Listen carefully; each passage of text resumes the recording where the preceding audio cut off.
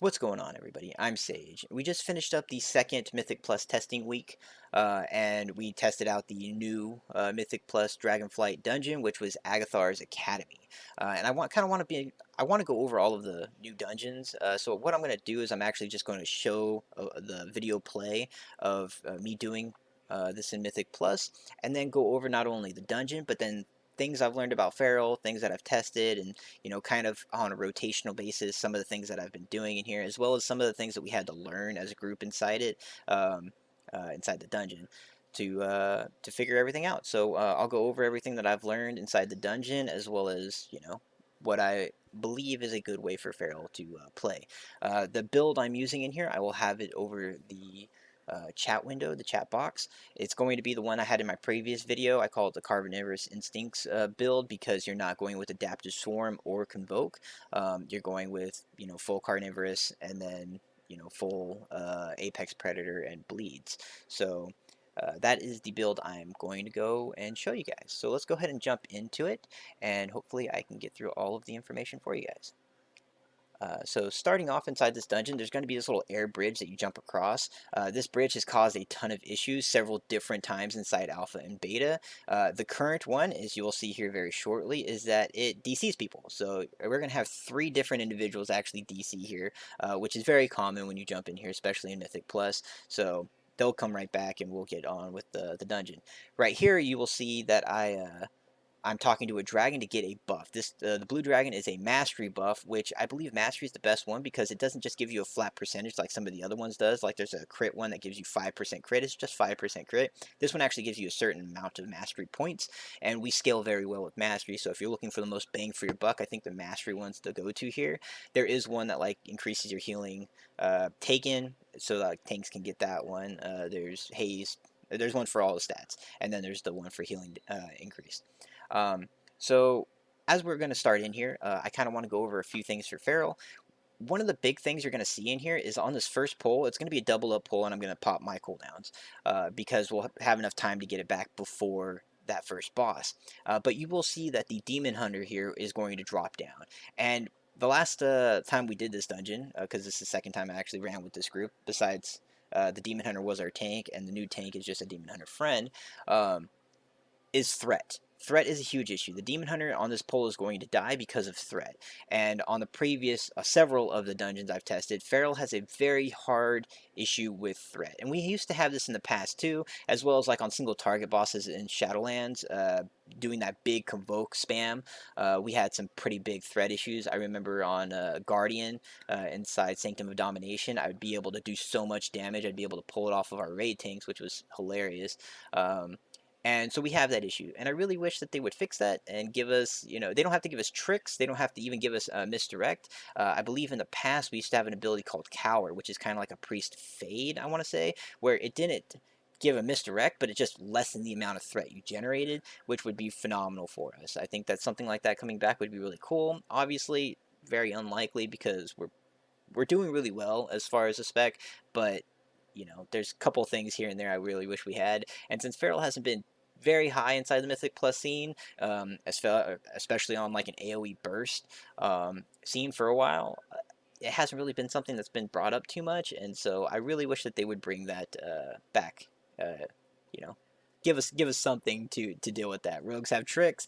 We do have a rogue in the group who does have tricks, but there's so much burst damage going on that even a rogue tricksing the tank isn't going to completely solve everything. Um, so this monster that we're fighting, this main dragon, he's going to just leap continuously, and as soon as he leaps, he's going to do a breath. So you just got to make sure that the group stays kind of together. That way, it doesn't go too far away, and then you go from it. On this one, too many tanks have tried to pull all 3 of these packs, and the reason why it's bad, because we're about to die here, is because there's 4 books. All of the books have a channel cast that they will channel and stun a target, and then you'll just kill everybody.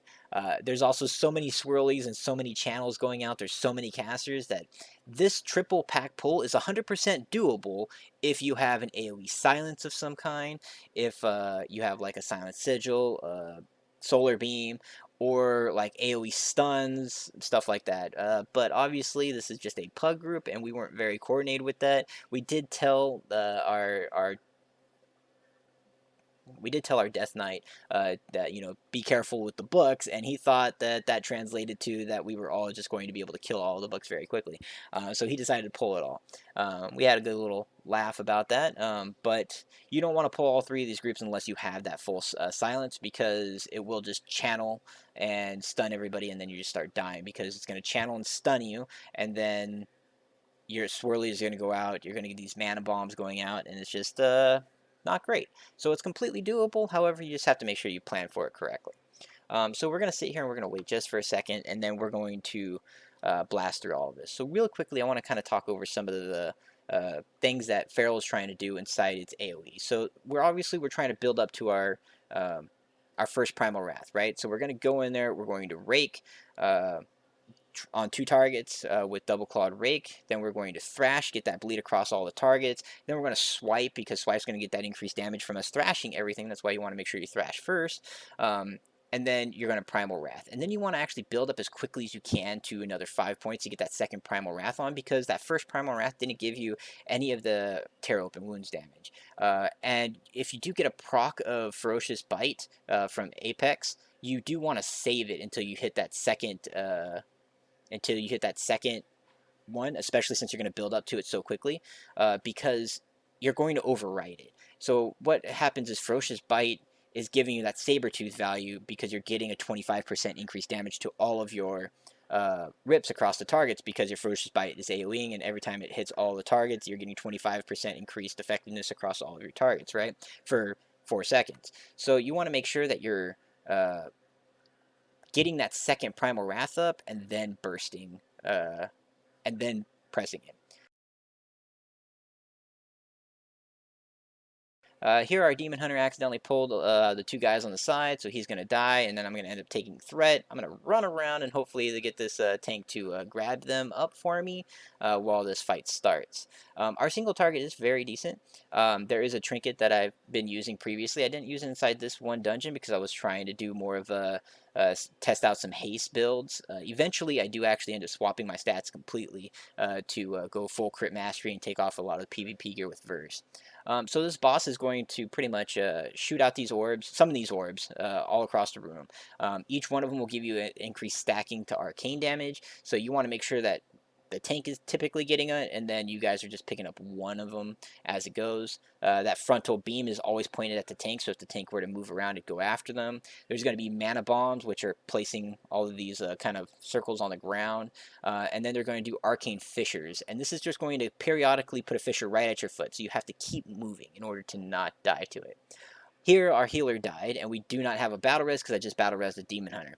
So this is actually kind of one of the things where, like, Feral, that hidden utility thing I've talked about in the past, where we have the capability of healing. And so you see me starting to throw out some hots on the group here, not only trying to keep myself alive, but trying to keep everybody else alive. So every time I finish her, giving that 1 GCD out there just to help everybody out is definitely there. Here I full shapeshift just to pop out some more heals because I don't want us to die, because we have the capability of killing the boss without the healer.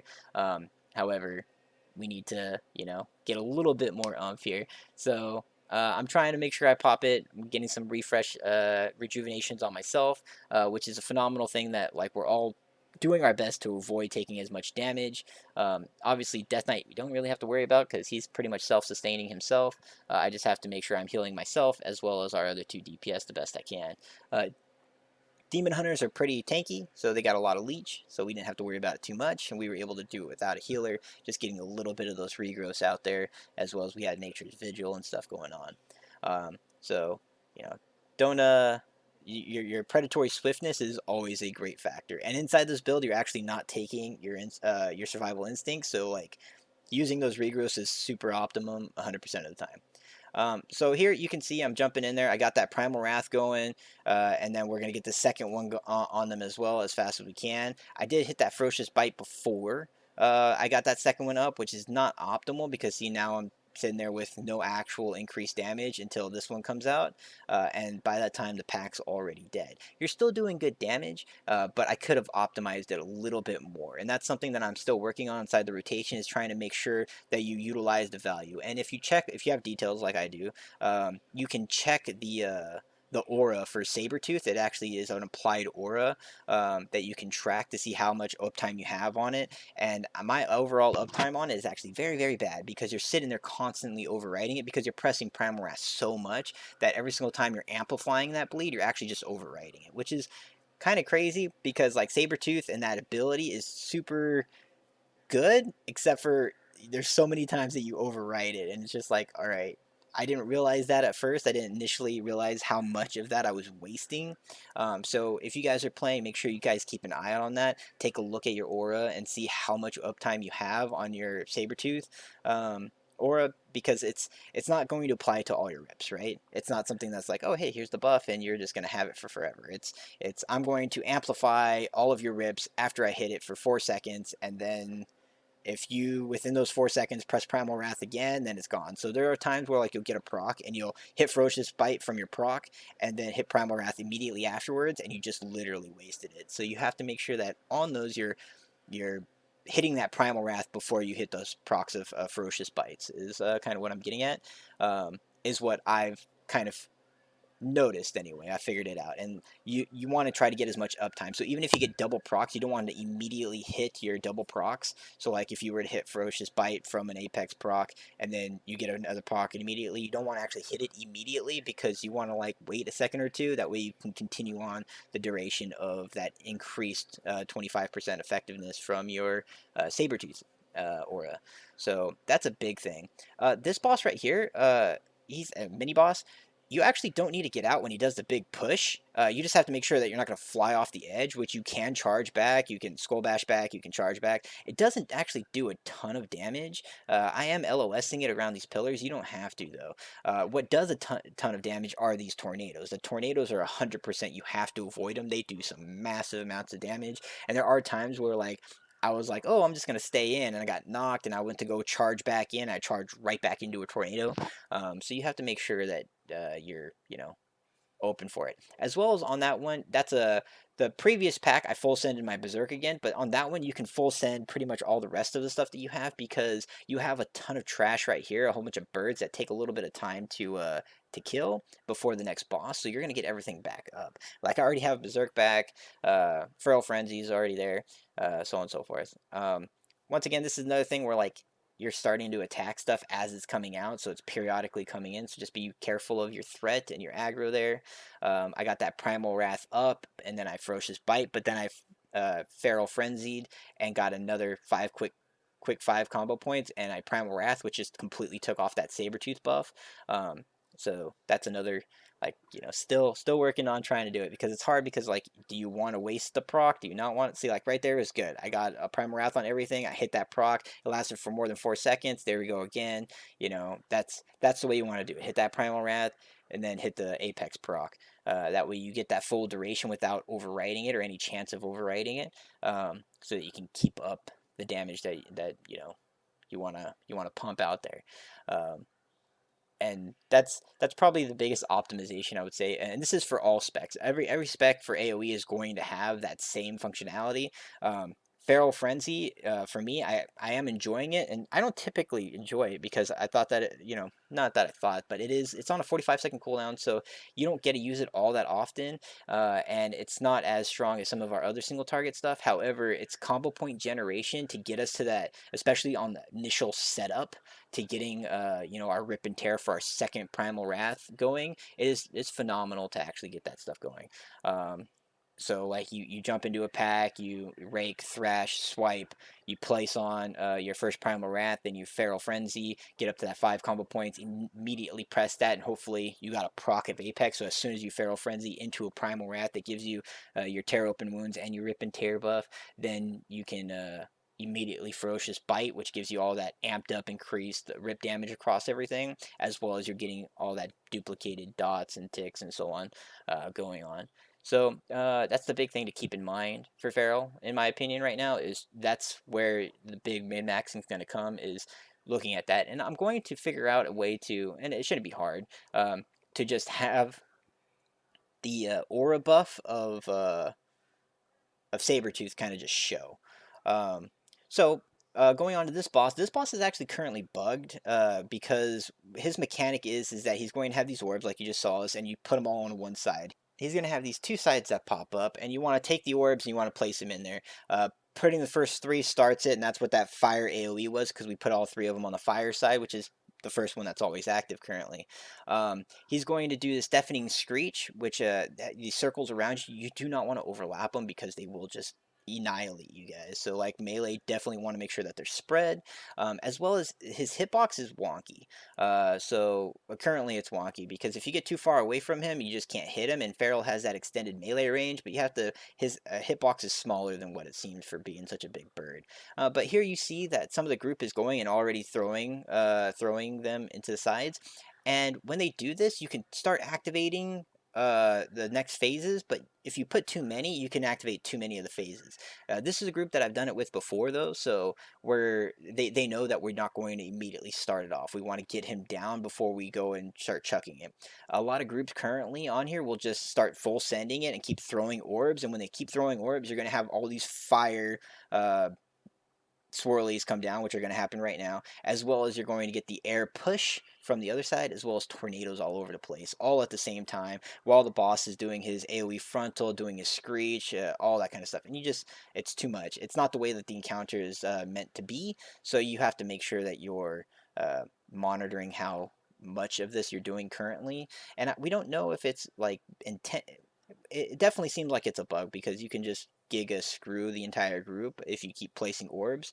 However, it could be that it's allowing people to just full stun him and you just deal with the affixes, but it's definitely far simpler to just wait. You know, you do the first one, you summon him, you wait until he gets down to like 25-30%, you do another set, and then after that you kind of just kill the boss and call it a day. And it makes this boss far simpler than everybody is full sending all the orbs all the time because that wind side with all the tornadoes, the winds, and like I said, his frontal is a super pain. Um, there is also one thing on the single target you might have noticed is that like I'll go in there and I'll jump in there and I'll pop a Tiger's Fury and Berserk and Pot. On some of the other dungeons that you'll see me kind of putting in videos and stuff, you'll see that I'll charge up that Mastery trinket right before the pull as well. But also like I'm trying to figure out the good way to put Feral Frenzy in there, and I don't know if I should Feral Frenzy before Berserk, Feral Frenzy in Berserk. It is a combo point generating ability, so like you can get some of that extra damage from Berserk if you do it in it. So that's kind of what I've been going with is I'll pop it, I'll get all the bleeds up and going, and then after I do one of the finishers, I'll press Feral Frenzy, and then continue on with the rotation inside Berserk of you know thrash or not swipe and primal wrath, or on single target it's going to be shred bite, shred bite, shred bite. So when we're jumping into this area right here, this area is actually super dangerous because these dragonflies, you can see it jumping around. These dragonflies are super deadly. They're going to leap to targets and they enrage themselves. So what you want to do is honestly, you're actually in like actual key pushing groups, you're actually just gonna there's two sets of three, so there's six of them in total, and you can completely skip all of them. So our group didn't do that, but I would say inside higher keys and some of the 15s and so on that I've done, we just skipped all of them. So here the Demon Hunter actually screwed up. So obviously our healer died, right? Our healer died to a Dragonfly jumping over and raging and leaping on him. But our Demon Hunter kind of jumped over and pulled the other group, and that's just a recipe for disaster because if you pull too much right there, you're just gonna kill people, especially if dragonflies are in the mix. So we're gonna start this up again. We still have the fight going on because blood death knights are able to self-sustain for a good chunk of time. So we are going to run back over here and start engaging. This is a great place for Feral. This boss is actually a very good boss fight for Feral as well because of the amount of ads that we can play. But you have to be mindful, especially on the start, for threat. These swirlies will disorient you and put like some kind of debuff on you, so you just want to avoid them completely because you're going to take some increased damage from it, and there's no reason to.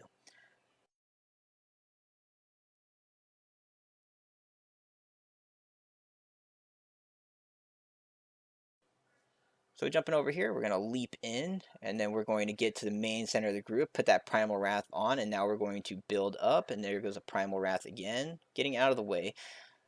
We could have definitely obviously went the opposite way, but, you know, we do what we can. We've gotten some pretty good procs there, so we've gotten that full use of Sabretooth out of all of this, which is phenomenal. That's why we got some pretty good damage rolling in there, getting up to 170 plus K AoE damage, which is good. You know, we are doing very good damage comparative to a lot of people. I do have a dungeon that I played against a paladin and a windwalker, and we actually kind of all broke even. The paladin was just slightly ahead because he was able to live some of the pulls that the other two of us ended up dying. Uh, Monk in general is very, very good at single target comparative to most classes, and we're kind of like that middle ground. So Paladin's super, super good at AoE and not as great at single target, and then we're like the middle ground between both of them, and then Monk is kind of the opposite inside that group that I was playing with anyway. Um, which I'll probably throw that inside like my highlights of the Mythic Plus weekend video that I'm planning on doing. So this boss right here, we're pulling him over to the side here, and this is actually the side you would go. See how we didn't pull these other dragonflies? We kind of messed up on pulling the initial ones, but you know, we pull him over to the side, that way you can just fight him on the side and not have to worry about the dragonflies. We shouldn't have had to do that first pack either. So what he's going to do is he's going to have like these short intermissions of just sending a whole bunch of swirlies. Swirlies are super deadly, so you want to make sure that you avoid all of them, but you want to stay stacked as much as possible because they spawn around all the players. So you want to stack up for it. And then he's going to send out this Trent, which is heals. So we got to make sure that we jump around here. But Primal Wrath being uncapped AoE is just bread and butter here. Obviously, we're taking a lot of damage because we are hitting everything and we're getting some of that aggro, which is, you know, deadly to us, but we got some knockback action going on. We do have Your Soul's Vortex as well, which on several of these groups, even after this group push that I did, that it's very good to just throw that on there. That way you can kite around and use your ranged ability to do there. There I kind of got meleeed a couple times, but then I also got smacked by staying inside one of the swirlies. It's all right. Boss is gonna die here. You know, we still did good damage. We'll still probably top this the damage on this fight as they're just trucking on this single target here. But this is a phenomenal fight for Feral. It definitely works into our funnel aspect of our abilities. So I would say, you know, 10 out of 10 for Feral on this fight. They're trying to Shroud to get past this, but the healer has to heal res me because if not, then I'm going to port all the way back to the beginning, and I don't really want to do that because there is no checkpoints in this dungeon. Every single time you die, you just start at the beginning. So here we're going to avoid these dragonflies because they suck. We should have avoided the other three as well. And then you come on up here. So these guys right here, these dragonkins, they do a whirlwind that you cannot stun, but then they do this pulse. And the pulse is super, super deadly, especially as you get into higher keys. This is a 14. I'm not sure why we actually did a 14 instead of a 15, to be honest. But these are super deadly. And I have threat on this guy, and he does not like me. So there's that... you know, I vortex, but then I still went in, which is my bad. I should have jumped away. But this disrupting pulse that they cast, see how it just annihilated the group? It's because what you're supposed to do is you can stun that, but since we're pulling 4 of them, stunning all of them unless you have an AoE stun is going to be a little hard. But what you can do is you can LOS them around the corner. So there's the stairs right there, where the little pillar on the stair, you can LOS it there. There's also, like, right here above the stairs and I'm about to go up, you can just pull them close to there, and then you can just LOS around the corner from them, which is what a lot of groups will do. So I'm going to jump in here. See, he pulled him over to that corner. You can just LOS him on the other side of this to get things going. So I'm using that feral range there to be able to completely damage them and stay out of that whirlwind. That whirlwind does truck, so you want to make sure you're staying out of it as best you can. There I made sure I Primal Wrath before I used my Ferocious Bite proc from Apex because I didn't want to overwrite it. Okay, then you give it a couple seconds before you, once again, overwrite it with Primal Wrath. So here, we're going to LOS it right here, and see, no damage taken whatsoever. That's the proper way to do this. We just didn't have proper setup, and I was a little worried because I had one of these guys running after me. So, you know, next time I'll just play it a little bit cooler. Right here, LOS it, boom, we're good, and we keep trucking.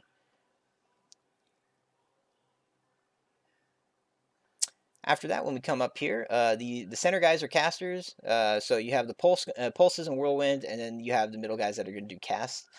So you want to make sure that we're getting interrupts. Those arcane missiles, especially when there's a lot of them, can definitely truck some people. Still, the pulse is the most dangerous thing here. I got clipped there. I didn't fully get around the corner. Normally the tanks will actually pull this one and the group down the way as well. One of the big things on that pulse, and I'll probably do it here at some point, is our Typhoon will stop it. So any knocks will stop it, stuns will stop it. So Typhoon is very good to have inside this dungeon just for this knock. And I think at some point, yeah, there it is. I Typhoon it and I knock them away. After that, we finish this up. We have about 2 more packs before we get into last boss. I think we're actually going to do 3 because we're at 90% overall. Because we kind of passed by some of the trash, like the Dragonflies. There's a little bit of those um, little dragon mobs and stuff that we kind of skipped through. So he's going to pull this over here. We should be pulling it inside, like LOSing it around the corner here, which we do. And that way you can make sure that you have everything all clumped up. All the casters are coming in. Looks like we still have one dude chilling out there right now. And then these pulses are going to come off right now as well. So those are going to damage us, and you can completely LOS them. Obviously, they're not as deadly on a 14. But on 15s, I have seen them one-shot people, especially if you have 2 of them go off at the same time, then it's completely capable of just, knocking over your team, which happened earlier. So we're gonna finish this up really quickly, and then after that, I think we go boss.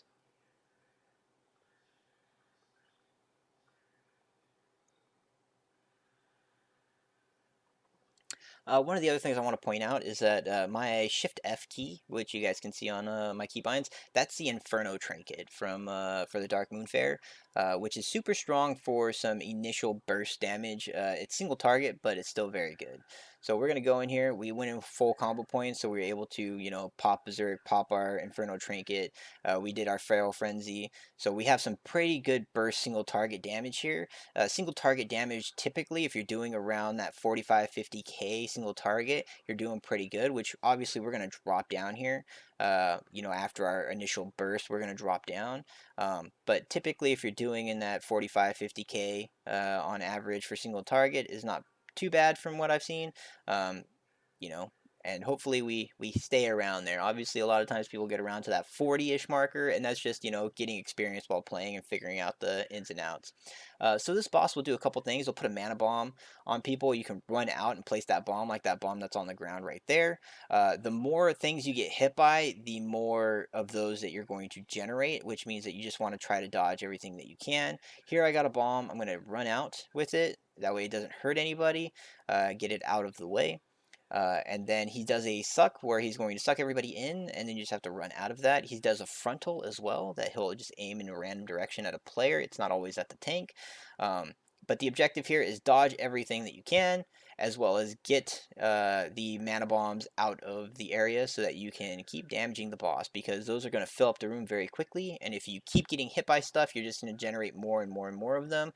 So as people are getting hit, you're getting more of these. So we're just kind of trucking them down, trucking him down right now, and getting that kind of overall burst damage. Um, and as you can see, 40k. So like I said, 45, 50k would have been better overall, but we are, we're doing the best we can right now. We're still learning a lot on the fights, and going from there. 71k damage overall in there wasn't too bad. We felt pretty good inside that dungeon. I do enjoy the build I'm running with right now, where I don't have to worry about Adaptive Swarm as much, but Adaptive Swarm is definitely something that can be played, and it's just the build I'm running, where you have the full carnivorous double stack inside it, just feels better because it's consistent, guaranteed damage, versus Adaptive Swarm isn't as much, because it really depends on if the whole group stays alive, if you have it continuously rolling, if you have 5 up on the group or on the targets, and when it pops up on those targets. Because if it's a small group that's going to die very, very quickly, and it's healing your party, and then it jumps right at the end when the group is dying, it loses value. But you can get that to just continuously roll, so that could be obviously a build. And I've played that build several times. This one just seems simpler to play, as well as you get a pretty good bang for your buck where you can focus more in on the little nuances to it, making sure that you're not overriding snapshots, you're using your saber tooth buff as optimally as possible, so on and so forth. So uh, ultimately, that's the Algeth'ar's Academy. Um, I do end up, like I said, I changed my stats where I go away from the verse because I think on this build currently I had like 22% verse, and I think I was in the like 40-ish range on mastery. That's with the buff that you get inside that dungeon. And then we sat somewhere around like the 25 to 27-ish range on crit. Once we swap everything over, I'm sitting closer to like 51% ish on mastery and closer to a little bit above 30%. And then versatility just went down a little bit, which versatility is still very, very good, especially once you start getting into those brackets, of diminishing returns. So I still think that that's something I've mentioned in the previous video where we're going to get to like our third diminishing return on mastery, and then we'll probably start swapping things over to versatility because of how much points per mastery we get, as well as we're super, super strong with mastery. We're so bleed heavy and intensive right now, and all of our bleeds are increased by our mastery. All of our finishers, which is our primal wrath and our ferocious bites, are all increased by our mastery. So mastery is 100% our primary focus. After that, crit is very good because it allows us to get more of those out, especially inside like our berserk windows. If you have that crit, since the swipe is giving you an extra combo point baseline inside berserk, that if you crit with swipe, then you can go into just like you would on single target, but instead of going to shred bite, shred bite, shred bite while you're getting those crits with shred, you can just go into a swipe, primal, swipe, primal, swipe, primal, which is a lot of damage inside AoE, especially if you get those crits. Having that 1 point sometimes when you don't crit is annoying, but honestly, like once you get above that 30% crit threshold, you, especially in your berserk window, you notice it significantly less. You're getting a lot more of those consistent, swipe, primal, swipe, primal, swipe, primal, and so on. The other thing I want to talk about is like during that, like if you're going to throw in a 4 point primal wrath instead of a 5 point primal wrath, there's still a good chance that there's value in doing that. So even if you don't get the full crit, um, and you put a 4 point primal instead of a 5 point primal, you're just going to do a little bit less burst damage, but then that rip you're doing is still going to be just as strong. And since you're going to immediately override it with the next, two GCDs, I think that's probably what we're going to end up doing. I like to try to get to that 5 point combo point as much as possible. However, if you don't proc your crit and you just get the 4, it's probably better to just full send it, especially inside that scenario. Like I said, especially in that berserk window. Outside of that berserk window, you can just opt to put rakes on other targets. That way you can, pump a little bit more. Or if there's a ton of targets, it's better just to swipe and overcap those combo points and then primal wrath everything again. So that is my advice. That's what I've learned. I hope I gave you guys good information on the dungeon as well as the things that I'm working on Feral inside the new content. And I look forward to the next Mythic Plus, and maybe I'll do something like this where I go over it, for the other two dungeons, for the Ruby Life Pools and the Azure Vaults, because those are two dungeons that we've already knocked out. And yeah, if you guys like the content, like and subscribe to the channel. I am going to the next Mythic Plus, if we do get Mythic Plus this next weekend, which we should. It seems like that's how they're going to test it. And we have one more Dragonlands dungeon, Dragonflight dungeon, Dragonlands, Dragonflight, whatever. Dungeon to go. So I'm assuming that this next weekend they're going to put all 4 of the new dungeons out and just leave the redone dungeons as far as like Halls of Valor, Shadow Moon Burial Ground, Temple of the Jade Serpent. They're going to leave those ones out for now, and we're going to just test the Dragonflight ones as we start getting things rolling. So on that one, I am going to try to stream it. So that's just Sage Shifter on Twitch, and I will get things up and rolling so that I can, you know, get that stream up and rolling as well. So if you like the content, like and subscribe, and I will see you guys in the next video, or I'll see you in the stream. One of the two. Thank you guys. Bye bye.